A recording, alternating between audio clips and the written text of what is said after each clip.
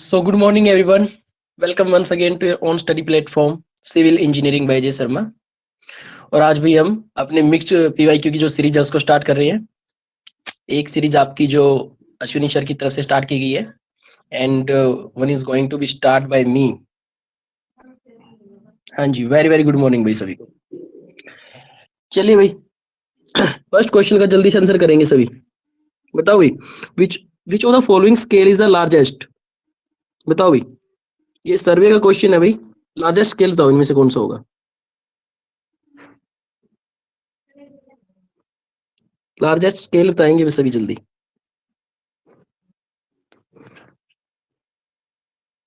D. ये largest scale कौन सा होता है? देखो, हमने एक चीज पढ़ी थी स्केल के बारे में कि स्केल है ना वो डायरेक्टली प्रोपोर्शनल है किसके, you can say inversely proportional है भाई ग्राउंड डिस्टेंस के, है ना।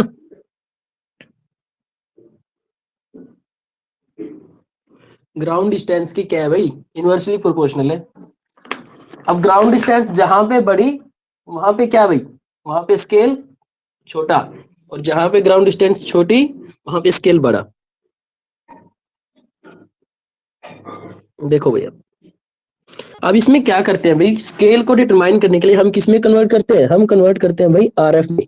हम किस में कन्वर्ट करते हैं डियर, आरएफ में कन्वर्ट करते हैं। अब आरएफ फर्स्ट वाले को देखो भाई, आरएफ क्या होता है भाई, रिप्रेजेंटेटिव फ्रैक्शन, और इसमें क्या है, दोनों जो यूनिट होती है ना सेम होती है। तो भाई फर्स्ट वाले का देखो, 1 centimetre is to 10 metre. 1 metre में 100 मीटर होते हैं भाई, सॉरी 100 सेंटीमीटर होते हैं, माइनस 10⁻²। और इसमें क्या होगा भाई, रेशो अगर इसका काउंट करें तो ये रेशो हो जाएगा हमारा, फ्रैक्शन फॉर्म में लिख लेते हैं ना, 1/10⁻3। ठीक है भाई। सेकंड वाले में 1/5 इंटू 10⁻3। नेक्स्ट वाले में भाई 1/2 इंटू 10⁻3। नेक्स्ट में भाई 1/3 इंटू 10⁻3 भाई। अब बताओ भाई, इसमें सबसे स्मॉलेस्ट कौन सा है, सबसे स्मॉलेस्ट कौन सा है?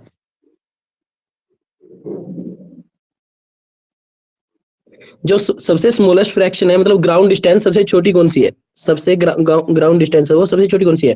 फर्स्ट वाले में ग्राउंड डिस्टेंस सबसे छोटी है भाई, तो स्केल क्या हो जाएगा, लार्जेस्ट, फर्स्ट वाला। हाँ, तो भाई बी क्यों बता रहे थे, बी क्यों बता रहे थे बताओ। Why were you marking the answer as B? या मैंने गलत किया है भाई, जो सोल्यूशन मैंने किया है वो गलत किया है क्या?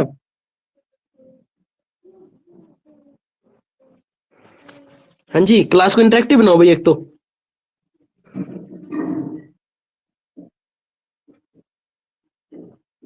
जिन क्वेश्चन में कंफ्यूज हो जाते हो उन्हीं क्वेश्चन को लेके आएंगे भाई यहाँ पे, ठीक है ना। चलिए भाई, नेक्स्ट क्वेश्चन बताओ जल्दी से। The length of equatorial axis and polar axis of the earth are respectively. बताओ भाई, इक्वेटोरियल एक्सिस की बताओ और पोलर एक्सिस की बताओ, जल्दी से बताएंगे भाई।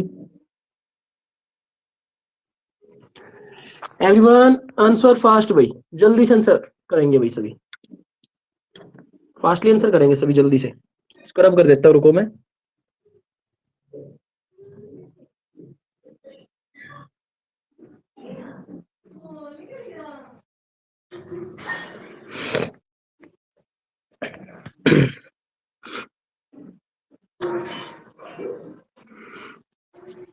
इक्वेटोरियल एक्सिस बड़ा होता है या पोलर एक्सिस बड़ा होता है भाई, पहले तो ये बताओ।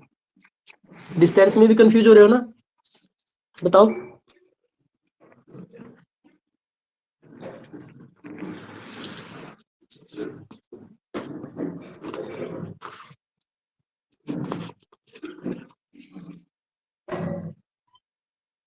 इक्वेटोरियल बड़ी होती है भाई, तो इसका आंसर क्या है, 12756 और ये 12713.8। पोलर एक्सिस पे छोटी होती है।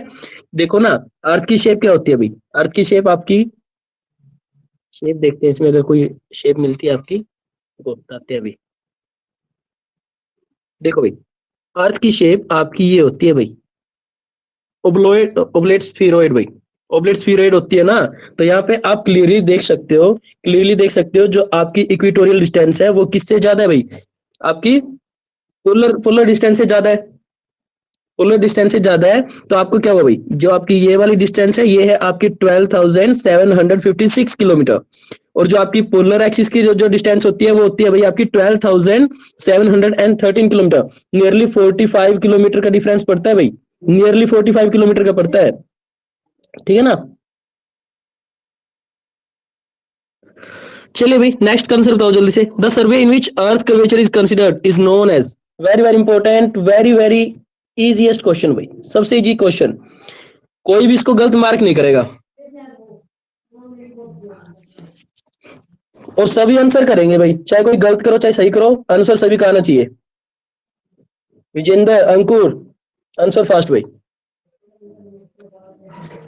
आंसर फास्ट, जल्दी से आंसर करो भाई।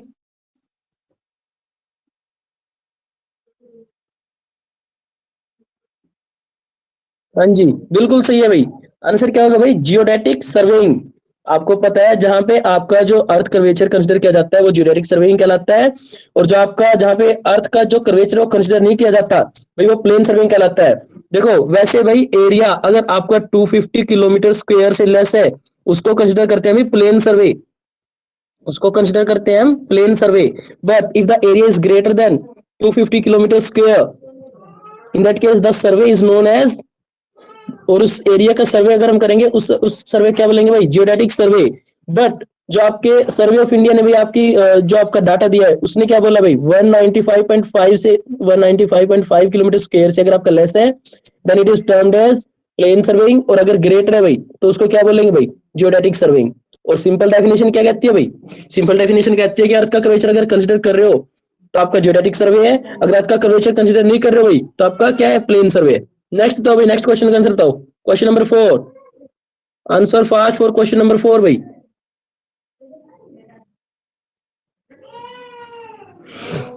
The difference in length of an arc and the straight line on Earth's mean surface is only 1 mm. In distance of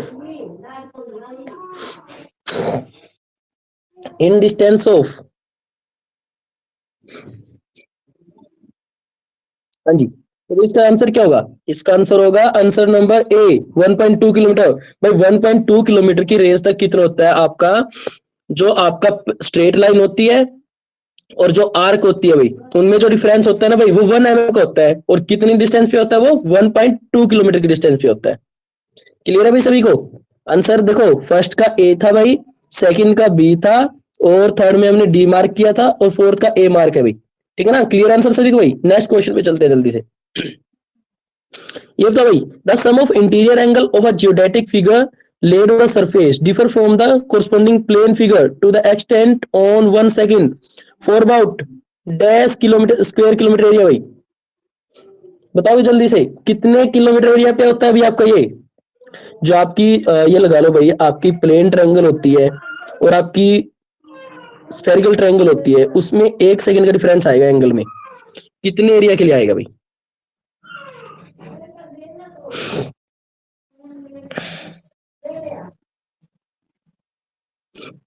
150 नहीं आएगा भाई, 150 कहाँ पढ़ा आपने ये वाला,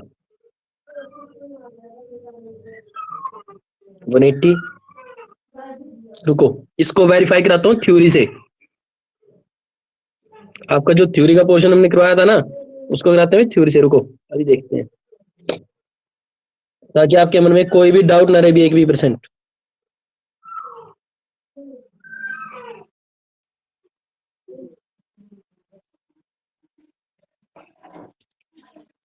ट्रावर्सिंग का खुल गया ये वाला।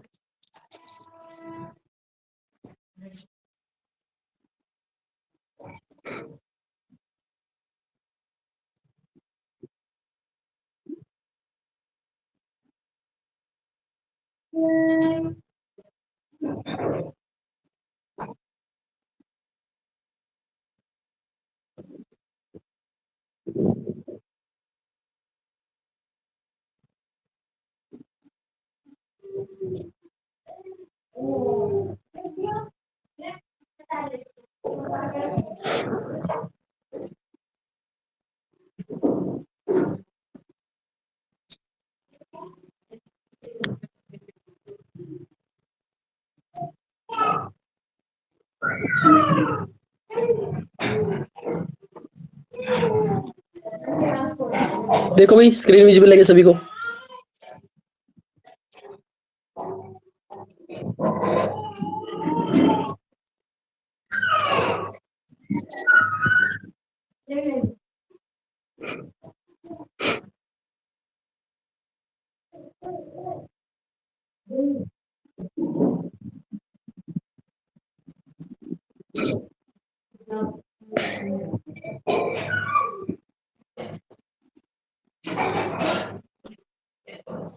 देखो भाई पहले तो ये डिस्टेंस वाला देख लो अपनी थ्योरी में। 12,756.75 ये आपका इक्वेटोरियल एक्सिस है, और 12,713 वाला भाई आपका क्या है, पोलर एक्सिस है। डिफरेंस कितने का आ रहा था भाई? डिफरेंस आ रहा है आपका इसमें 43 किलोमीटर का भाई।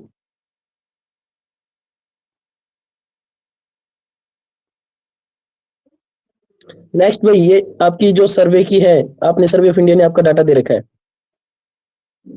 देखो भैया वाला 12 किलोमीटर वाला भैया, वो 1.2 किलोमीटर नहीं है, वो 12 किलोमीटर है भाई। That is 12 kilometre, not 1.2 kilometre, वहां पे मिस प्रिंट है। और ये वाला देखो भाई, ये वैलिड कितने तक था भाई आपका? प्लेन एरिया की रेंज तक 195.5 किलोमीटर स्क्वायर की रेंज तक था भाई आपका।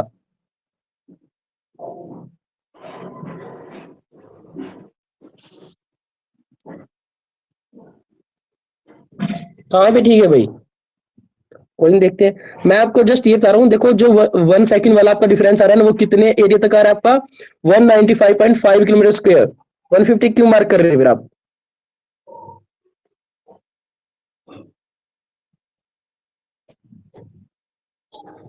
चलिए भाई अपनी पीडीएफ पे दोबारा चलते हैं, अपनी क्वेश्चन पीडीएफ पे।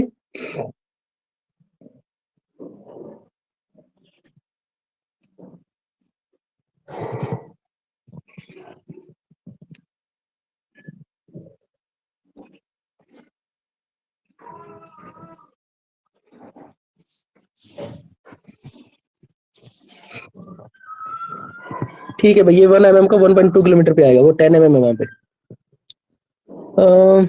नेक्स्ट क्वेश्चन आपका ये था भाई, ये इसका आएगा भी आपका आंसर नंबर डी। पता चला ना कि 195.5 किलोमीटर स्क्वायर की रेंज तक है आपका भाई, जो 1 सेकंड का डिफरेंस है। ठीक है ना, नियर अबाउट आंसर क्या होगा भाई आपका? D, 200 kilometre. देखो इन अ डायगोनल स्केल ओनली क्या मेजर कर सकते हो भाई? डायगोनल स्केल में, डायगोनल स्केल में क्या मेजर कर सकते हो?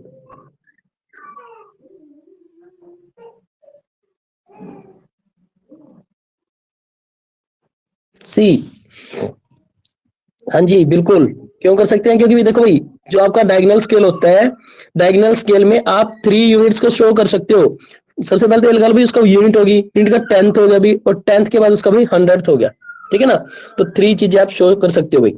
नेक्स्ट क्वेश्चन भाई, if n division on vernier coincide with 2n-1 division with the main scale, then that it is type of which type of vernier it is? कौन से type का vernier है भाई? वर्नियर इज नोन एज,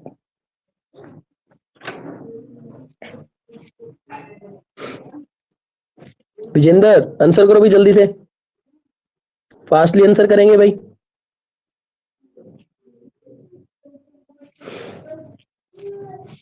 देखो भाई direct vernier क्या बोलता था आपका? डायरेक्ट बोलता था सर ये एन, और ये आपका ये नीचे वाला डायरेक्ट वर्नियर बड़ा होता है इसमें। रेट्रोगेट क्या बोलता था? आपका वर्नियर वाला डिवीजन बड़ा होता है, मेन स्केल का डिवीजन छोटा होता है। एक्सटेंडेड वर्नियर के देखेंगे भाई। अब इसमें क्या बोला भाई? एन वी किसके इक्वल था भाई? एन वी इक्वल था n-1 एस के। नीचे वाले में भाई एन वी इक्वल था भाई n+1 एस के। और एक्सटेंडेड में क्या होगा भाई? N v, n division on vernier scale will be equal to 2n-1 division on main scale भाई। तो आंसर क्या होगा आपका? Extended vernier. नेक्स्ट बताओ भाई जल्दी से, नेक्स्ट इंस्ट्रूमेंट का नाम बताओ भाई। क्वेश्चन को पढ़ो, रीड करो जल्दी से, और नेक्स्ट इंस्ट्रूमेंट का नाम बताओ भाई। कौन से इंस्ट्रूमेंट की बात कर रहा है ये, जल्दी से बताओ।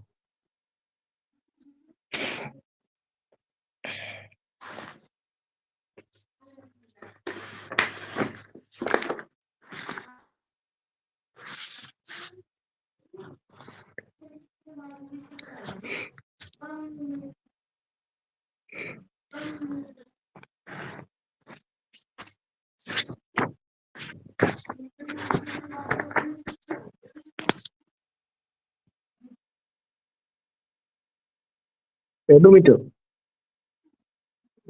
पार्शोमीटर, हाँ जी पार्शोमीटर होएगा भाई। देखो क्या बोलता है, a watch like instrument carried in a shirt pocket to count the number of steps taken to measure a line approximately is called। भाई नंबर ऑफ स्टेप्स पूछा है ना कि डिस्टेंस को। भाई नंबर ऑफ स्टेप्स पूछा है तो वो पासोमीटर ही वो करेगा। पेडोमीटर तो आपकी भाई डायरेक्टली डिस्टेंस को मेजर करता है कि आपने कितनी डिस्टेंस वो कर लिया है। ओडोमीटर, ओडोमीटर का आगे नेक्स्ट क्वेश्चन आएगा अभी अभी ये। और स्पीडोमीटर आपकी क्या करता है भाई, आपकी डिस्टेंस ट्रेवल्ड और आपकी एवरेज स्पीड उसको बताता है भाई। नाइन्थ क्वेश्चन का बताओ अभी answer. The instrument which is attach to the wheel of a cycle to record the number of revolution made for the purpose of approximate measurement is known as. बताओ भाई, number of revolution को जो आपका count करेगा भाई।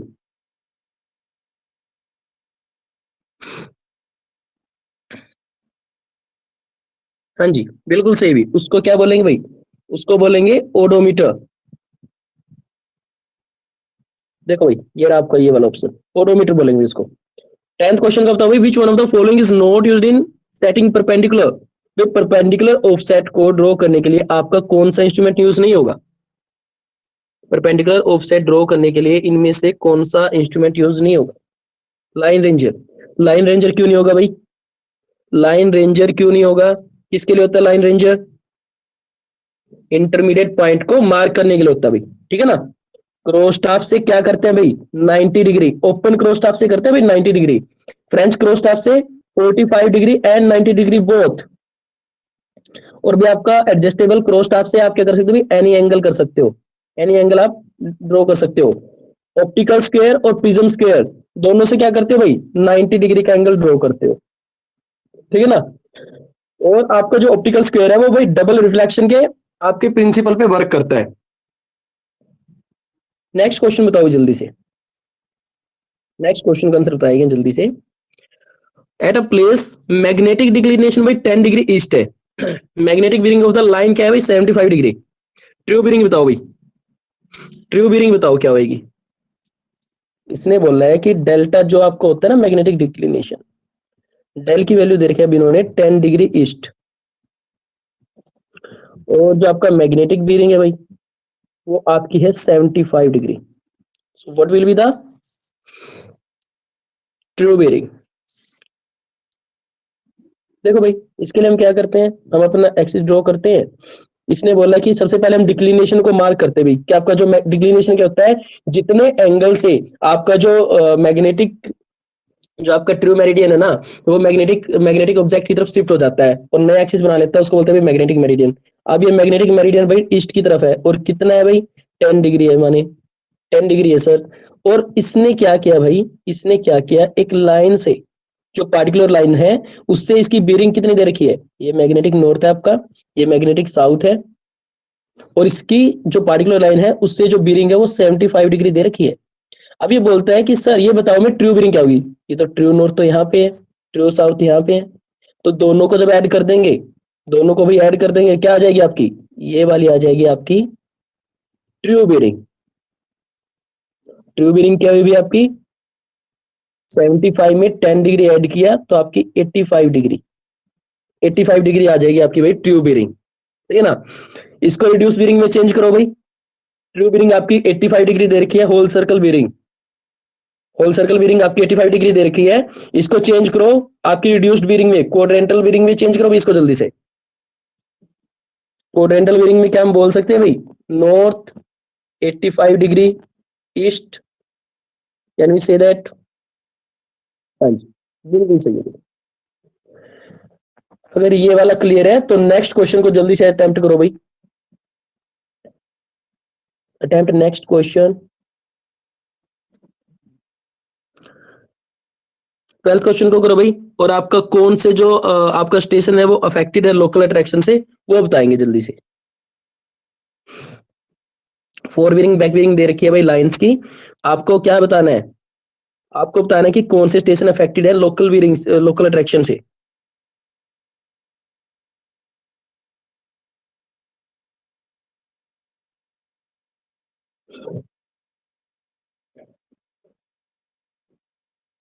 बताओ भाई क्या करते हैं इसके लिए हम जो भी आपकी फोर बीरिंग और बैक बीरिंग दे रखी होती है पार्टिकुलर लाइन की, उसका जो डिफरेंस होता है ना भाई, उसका डिफरेंस देख लेते हैं और वो 180 आना चाहिए।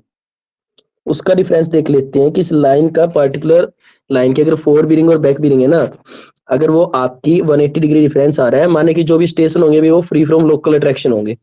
तो ए बी लाइन में हमने चेक किया भाई, 260 माइनस 80, तो भी क्या आया डिफरेंस 180 आ गया। माने कि हम कह सकते हैं सी डी, देखते हैं भाई देखते हैं, देखो माने कि हम इसमें कह सकते हैं कि ए बी स्टेशन फ्री है और बी स्टेशन भी फ्री है भाई। क्यों? क्योंकि आपका 180 आ रहा है और लाइन की बीरिंग आ रही है, ए से बी जा रहे हैं और बी से ए जा रहे हैं, तो आपकी क्या है भाई, जो भी बीरिंग आ रही है ना वो एक्यूरेट है, उन दोनों का डिफरेंस क्या है 180 है। नेक्स्ट में देखो भाई, नेक्स्ट में अब क्या है भाई, इनमें से किसी में भी अब आपका क्या है 180 डिफरेंस नहीं बन रहा है, इसमें भी 180 डिफरेंस नहीं है, इसमें भी 180 डिफरेंस नहीं है, और इसमें भी आपका भाई 180 डिफरेंस नहीं है, ठीक है ना। बट इसमें क्या कह सकते हैं भैया, बीसी लाइन में क्या कह सकते हैं कि बी की तरफ से जो 90 डिग्री है ना, वो तो एक्यूरेट है आपकी वैल्यू, और आपकी यहाँ से डी से ए, जो डी ए की आपकी बैक बीरिंग है, माने ए से डी की तरफ जा रहे हैं 140, ये भी आपकी भाई क्लियर है ना। सी से बी, सी से डी और डी से सी, ये आपकी क्या है भाई, ये आपकी अफेक्टेड है लोकल अट्रैक्शन से। तो can we say C and D station both are affected by local attraction भाई, both are affected by local attraction. बताओ क्लियर हुआ क्या? विजेंद्र जल्दी से बताओ क्लियर हुआ क्या?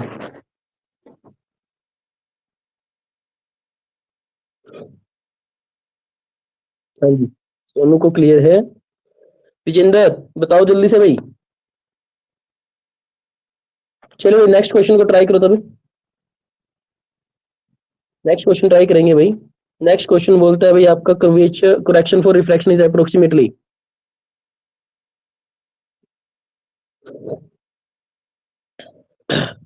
correction for refraction is approximately, correction for refraction is approximately भाई क्या होगी? तो आप सभी ने पता है अभी, जब भी आप सबसे पहले क्या निकालते हो, करेक्शन फॉर कर्वेचर निकालते हो, और वो क्या होती है अभी आपकी, और उसका 1/7 पार्ट आप क्या निकालते हो भाई, वो उसको बोलेंगे अभी हम 1/7 ऑफ सीसी क्या होता है आपका, 1/7 ऑफ सीसी होता है आपका भी करेक्शन ड्यू टू रिफ्रैक्शन, और 6/7 ऑफ सीसी होता है भी आपका कंबाइंड करेक्शन, और ये पॉजिटिव में होती है, ये आपकी नेगेटिव होती है, अल्टीमेटली ये भी आपकी नेगेटिव होती है, ठीक है ना। तो आंसर क्या होगा? Answer number, option number mark करते हैं इसमें, that is option number C. Negative नहीं होगा भाई, रिफ्रैक्शन का पॉजिटिव होता है, पॉजिटिव होता है रिफ्रैक्शन का, डोंट बी कंफ्यूज। कर्वेचर का नेगेटिव, रिफ्रैक्शन का पॉजिटिव और कंबाइंड का नेगेटिव भाई, कंफ्यूज नहीं होना इस चीज में। देखो ना, तभी तो इन्होंने वैल्यू तो दे रखी है, साइन का तो डिफरेंस कर रखा है इन्होंने फिर। नेक्स्ट क्वेश्चन देखो जल्दी से, the process of turning the telescope through 180 degree in vertical plane is known as, first option is transiting, और नेक्स्ट ऑप्शन आपके ए वाले हैं भाई,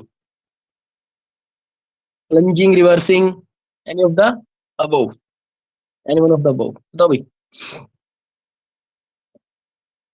हाँ जी बिल्कुल सही है, इसको बोलते हैं भाई ट्रांजिटिंग, ट्रांजिशन कर देते हैं ना हम। 15 देखो भाई, trigonometric levelling is used when, trigonometric levelling is used when, कब यूज करेंगे ट्रिग्नोमेट्रिक लेवलिंग को, जल्दी से बताओ, ट्रिग्नोमेट्रिक लेवलिंग को कब यूज करेंगे?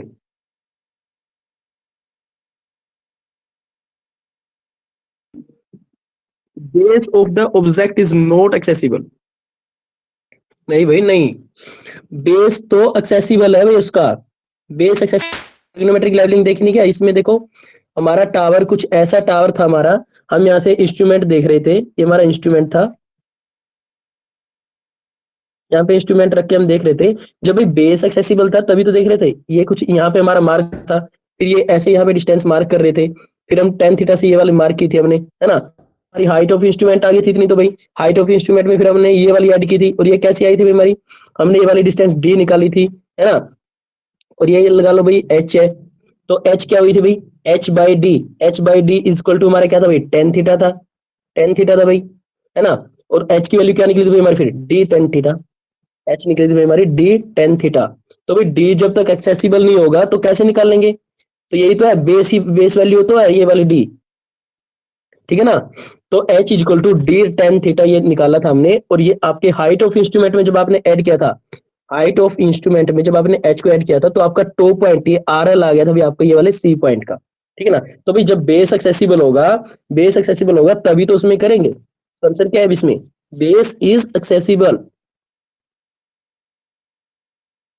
Option number A is correct. Next देखो भाई 16 क्वेश्चन, 16 क्वेश्चन देखो, the road connecting a district headquarter of one state to the district headquarter of neighbour state is called भाई, जो डिस्ट्रिक्ट हेडक्वार्टर को आपके कन्वर्ट जो आपके कनेक्ट करेंगे भाई उसको क्या बोलते हैं, डिस्ट्रिक्ट हेडक्वार्टर को जो आपके कनेक्ट करते हैं उनको क्या बोलते हैं भाई, which type of highway it is, Vijendra बोल रहे हैं सी,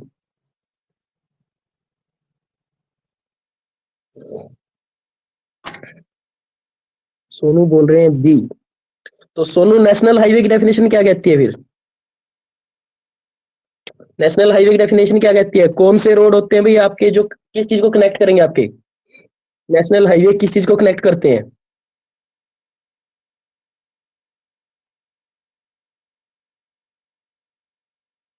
स्टेट टू स्टेट तो फिर ये भी हो रहा है, स्टेट टू स्टेट तो ये भी हो रहा है, मेजर डिस्ट्रिक्ट हेडक्वार्टर को कनेक्ट कनेक्ट कर रहे हैं ना वन स्टेट के अनदर स्टेट से, तो इसको भी फिर तो नेशनल हाईवे ही बोलो। क्या ये जो स्टेट टू स्टेट मार्क नहीं कर रही है क्या ये वाली चीजें, तो भाई जो स्टेट की कैपिटल को बोलो, कि जो स्टेट की कैपिटल्स को आपस में कनेक्ट करेंगे उनको बोलेंगे नेशनल हाईवे, जो स्टेट के डिस्ट्रिक्ट हेडक्वार्टर को दूसरे स्टेट के डिस्ट्रिक्ट हेडक्वार्टर से अटैच करेंगे उनको बोलेंगे भाई हम स्टेट हाईवे, क्या बोलेंगे भाई इनको, स्टेट हाईवे। नेक्स्ट बताओ जल्दी से, the sequence of survey in road project is, road project की सीक्वेंस क्या होगी भाई, रोड प्रोजेक्ट की सीक्वेंस क्या होगी जल्दी से बताओ। तो सबसे पहले क्या करते हैं भाई, सर मैप सर्वे, उसके बाद भाई रिकॉनाइसेंस करते हैं भाई, उसके बाद क्या करते हैं भाई, उसके बाद सर प्रिलिमिनरी सर्वे करते हैं, उसके बाद भाई उसके बाद डिटेल सर्वे करते हैं। So option number A is correct भाई, option number A is correct. C क्यों होगा भाई, पहले प्रिलिमिनरी नहीं होता भाई, पहले होता है मैप सर्वे, और मैप सर्वे को हम क्या करते हैं भाई, मैप में हम क्या चीजें डिस्कवर करते हैं, टोपोग्राफी देखते हैं ना, सो टोपोग्राफिक सर्वे, आफ्टर दैट भी रिकॉनाइसेंस करते हैं हम, उसके बाद प्रिलिमिनरी सर्वे करते हैं भाई, उसके बाद डिटेल सर्वे पे जाते हैं। Ascending order according to width is, बताओ भाई 18th का आंसर बताओ जल्दी से, 18th क्वेश्चन का आंसर मार्क करो भी जल्दी से।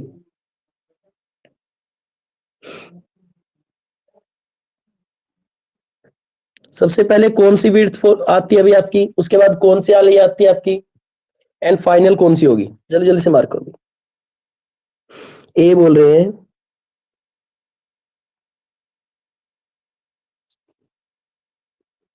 देखो भाई सबसे पहले होती है फॉर्मेशन विड्थ होती है, जिसमें क्या होता है अभी आपका फॉर्मेशन सॉरी फॉर्मेशन विड्थ नहीं होती भाई, सबसे पहले होता है आपका कैरिज वे, क्या बोल रहा हूँ मैं, कैरिज वे होता है भाई सबसे पहले, कैरिज वे होता है सबसे पहले, जैसे 2 लेन रोड के लिए भी आपका रेज कर्व के साथ 7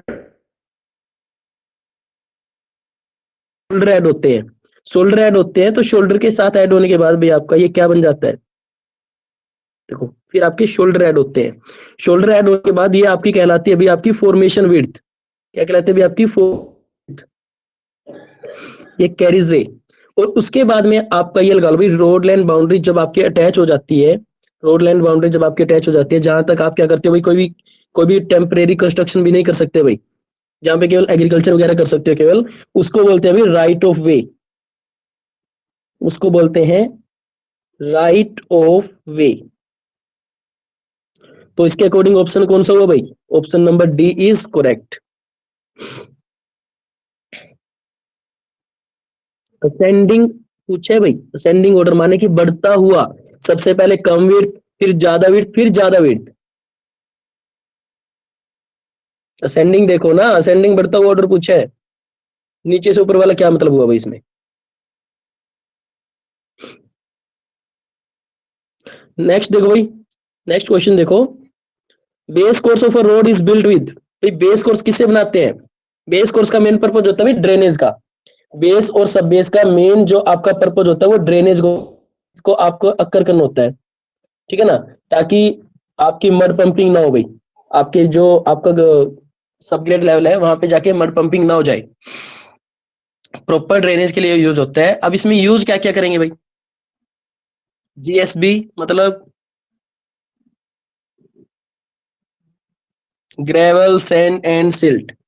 अरे नेक्स्ट ऑप्शन भी देख लो एक बार, देखो नेक्स्ट ऑप्शन, ब्रिक और बोल्डर ब्रोकन स्टोन एग्रीगेट। तो कौन से यूज होते हैं भाई आपके? ब्रोकन स्टोन एग्रीगेट यूज होते हैं भाई, ब्रोकन स्टोन एग्रीगेट यूज होते हैं भाई आपके। ब्रोकन एग्रीगेट हो भाई, ब्रोकन स्टोन हो, ये आपके ये यूज होते हैं in the base course. Next देखो भाई, minimum maximum camber recommended by IRC is, maximum camber recommended by IRC is. तो इसमें क्या था भाई, इसमें आपकी टेबल देख लेते हैं। सीमेंट कंक्रीट था और you can say high bituminous था, दोनों का सेम था। उसके बाद भाई आपका लो बिटुमिनस था। उसके बाद आपकी वाटर बाउंड मैकेडम था। After that there is earthen, there is earthen, ठीक है भाई। इसमें क्या था भाई, सबसे पहले हाई रेनफॉल का था भाई, फिर उसके बाद भाई लो रेनफॉल का था।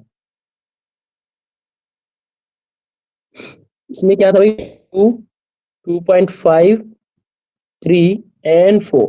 इस साइड में क्या था भाई, 1.7, 2, 2.5।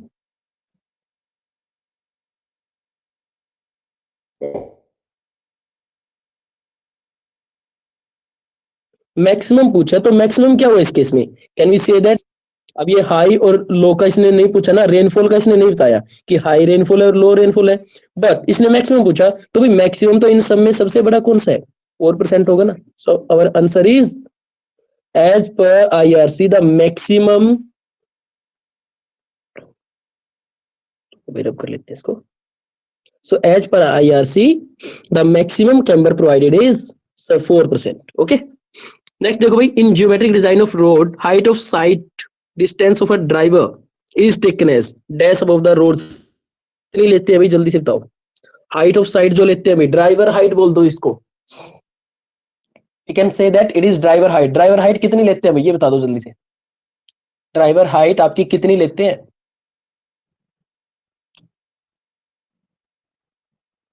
हाँ जी बिल्कुल सही है भाई, 1.2 मीटर।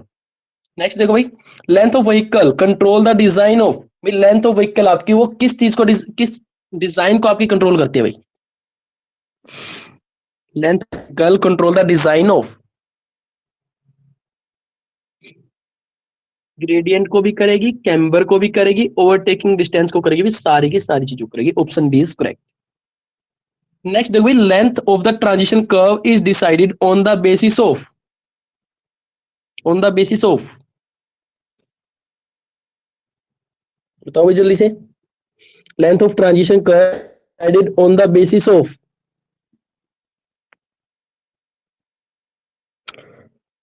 हाँ जी बिल्कुल सही, रेट ऑफ सुपर एलिवेशन पे भी और आपके rate of change of radial acceleration पे भी करेगी, तो हायर ऑफ द वो जो भी वैल्यू होगी उसको कंसीडर करेंगे। नेक्स्ट क्वेश्चन देखो भाई, for a single lane road there is need to provide extra width to pavement if radius of curve is, option है भाई ये वाले, 300, 200, 100 एंड 600। किस केस में आपकी भाई जो आपकी एक्स्ट्रा वाइडनिंग है वो आप प्रोवाइड नहीं करोगे? किस केस में नहीं करोगे भाई? In which case you won't provide extra widening, किस केस में आप एक्स्ट्रा वाइडनिंग प्रोवाइड नहीं करोगे?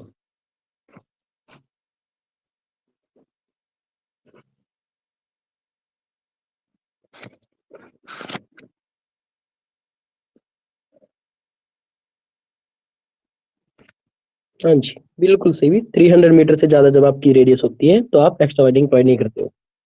देखो भाई, in plains exceptional gradient is limited to, जो एक्सेप्शनल ग्रेडियंट होता है वो लिमिटेड, कितने में लिमिटेड होता है भाई? क्या रेंज होती है उसकी बताओ? Exceptional gradient is limited to,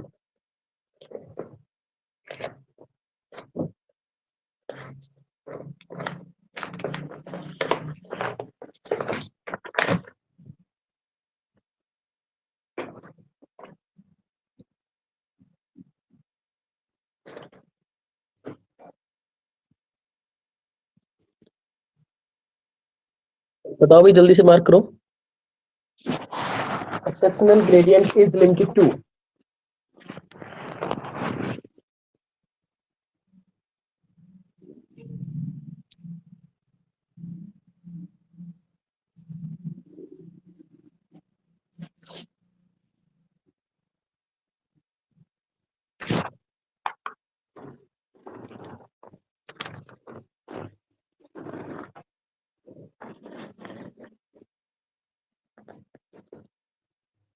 exceptional gradient होगा भाई ऑप्शन नंबर सी, 1 in 15 का होगा भाई। 1 in 15 से कम आप एक जो 100 मीटर का जो ट्रेंड स्ट्रेच होता है ना, उसमें उससे ज्यादा आप ये प्रोवाइड नहीं करोगे। सो 1 in 15। ठीक है भाई, आज यहीं तक करते हैं भाई, ये वाले आपकी मिक्स्ड पीवाईक्यू सीरीज यहीं पे खत्म करते हैं। आज वाले में किसी कोई डाउट कोई क्वेरी हो तो बताओ भाई। Any doubt any query in today's class भाई?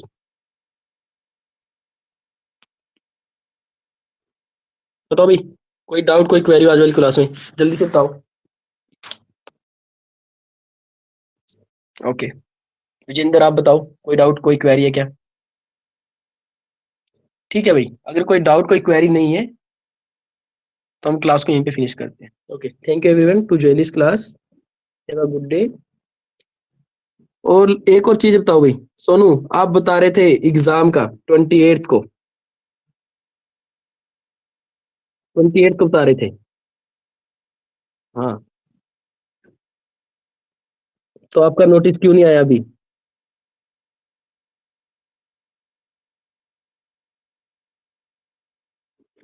मैंने आपको पहले ही बोला था कि आपके फैब के स्टार्ट में हो सकता है।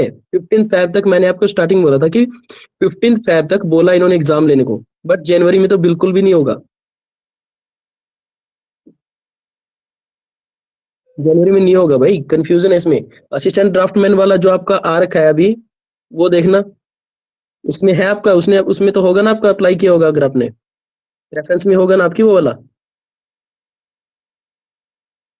हाँ, ठीक है भाई, ठीक है, उसके लिए प्रिपेयर करो, उसके लिए जो कॉमन सिलेबस है वो आपका प्रिपेयर रखो।